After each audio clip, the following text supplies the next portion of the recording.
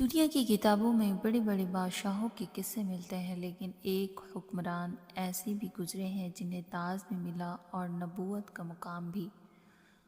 اللہ تعالیٰ نے انہیں ایسی شان اور ایسی اختیار عطا فرمایا جو نہ ان سے پہلے کسی کو ملا اور نہ ہی ان کے بعد کسی کو۔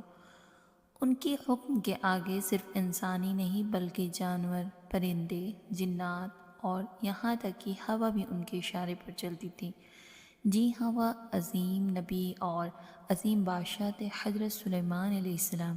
حضرت سلیمان علیہ السلام کی بادشاہت تلوار یا زور پر نہیں بلکہ اللہ کے مکمل یقین پر قائم تھی۔ اللہ تعالیٰ نے انہیں وہ علم دیا جسے وہ پرندوں کی بولی سمجھتے تھے اور جنات کو اپنے کام میں لگاتے تھے۔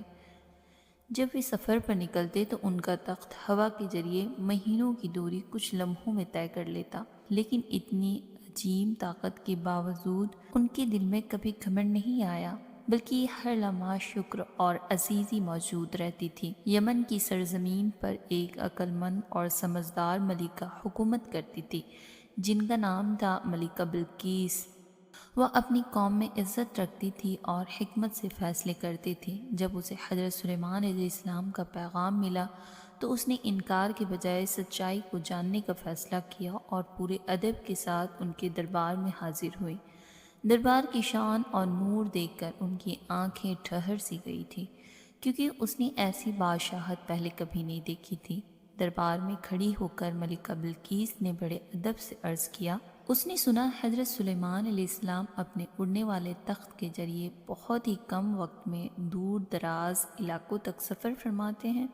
پھر اس نے ہمت کر کے یہ بھی کہا کہ اگر اسے بھی اس تخت پہ بیٹھنے کی اجازت مل جائے تو وہ دنیا کے مختلف حصوں کی سیر کر سکے، تاکہ اللہ تعالیٰ کی قدرت، اس کی مخلوقات اور اس کائنات کی عظیم نظارے اپنی آنکھوں سے دیکھ سکے تو اس کی زندگی اور بھی بابرکت ہو جائے گی۔ ملکہ بلقیس کی یہ بات سن کر حضرت سلیمان علیہ السلام کچھ لمحوں کے لیے خاموش ہو گئے اور دربار میں سناٹا سا چھا گیا۔